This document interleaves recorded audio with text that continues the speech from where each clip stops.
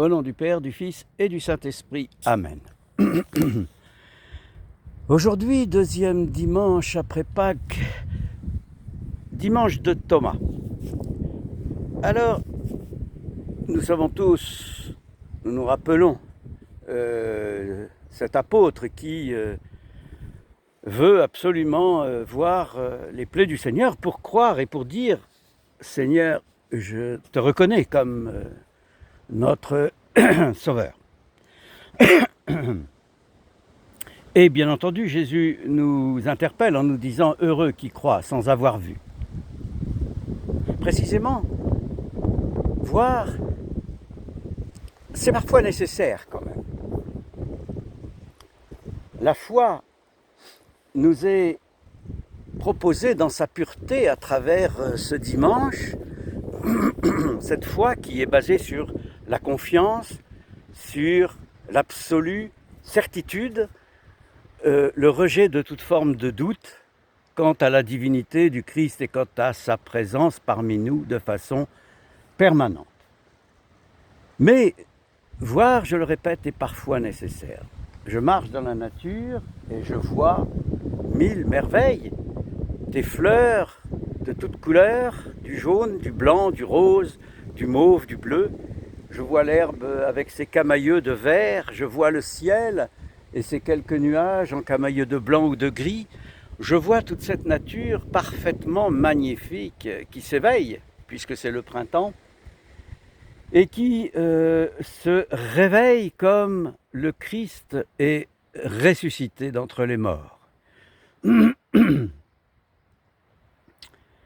Les alchimistes appellent la période de gestation dans le compost nigredo.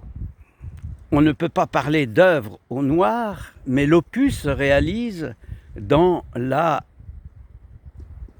sainte pourriture, on va dire. Le compost est une sainte et saine pourriture, c'est-à-dire la désagrégation des éléments morts pour former un substrat duquel va naître la vie, un substrat d'une richesse incroyable qui va permettre à la nature de ressurgir et de ressusciter. Telle pourrait être conçue cette période de l'après-vie avant cette renaissance absolue dans le sein du Seigneur. Il nous faut voir la nature pour prendre la pleine conscience de la beauté du divin, de sa puissance et de sa grandeur. Alors, dans l'Église, dans notre Église, mais dans toute l'Église en général, il y a un discours écologique.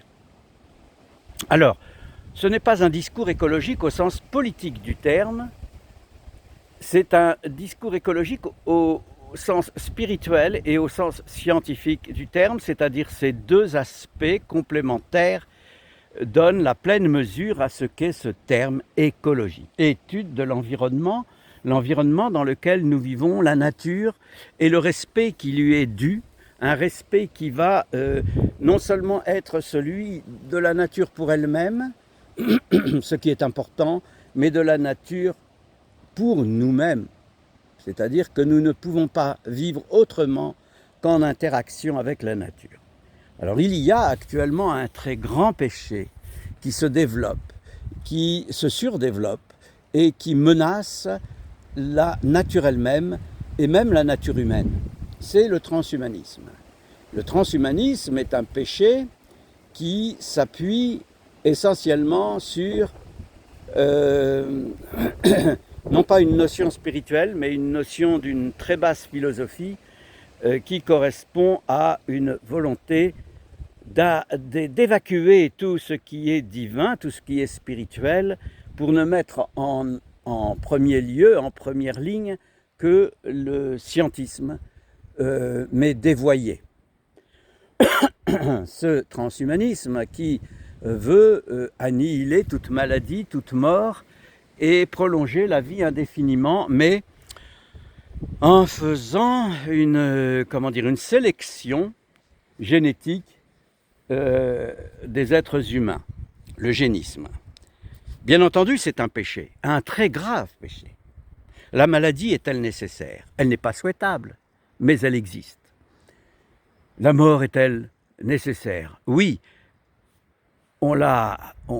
plus on vit et plus on souhaite reculer l'échéance. Mais on sait que l'on devra mourir. Si l'on n'a aucune certitude de ce qui se passe après, si l'on n'a pas un espoir quelconque, alors c'est terrible, parce que c'est un vide qui s'installe en nous et c'est une négation de la foi, une négation du divin. Le dimanche de Thomas nous interpelle à ce niveau.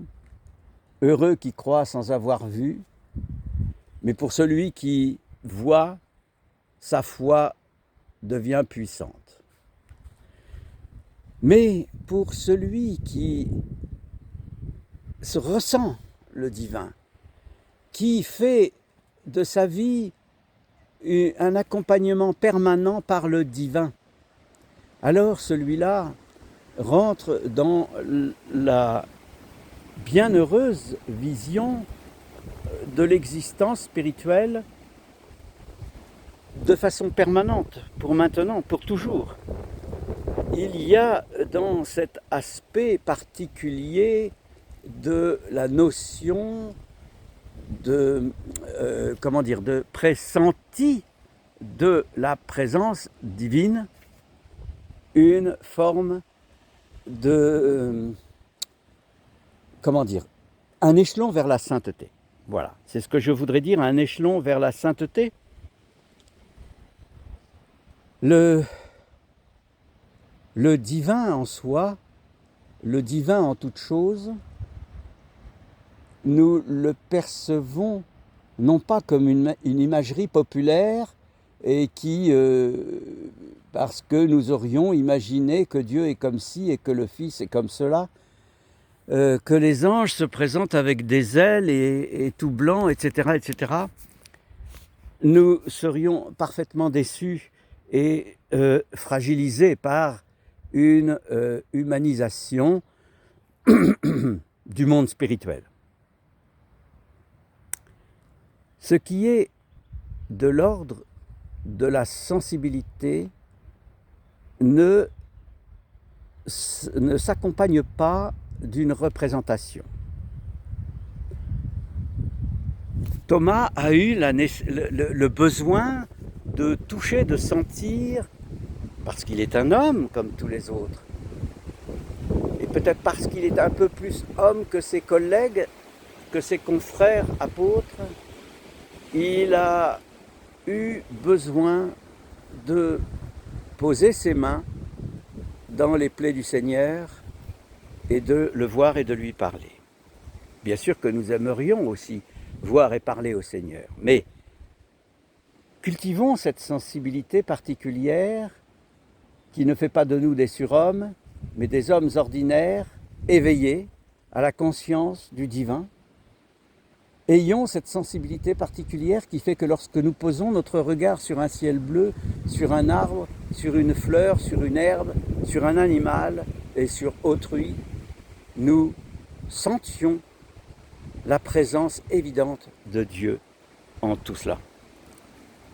La présence divine, c'est la garantie d'une compréhension de l'environnement dans lequel nous vivons. La dignité de l'homme passe par le respect de l'environnement.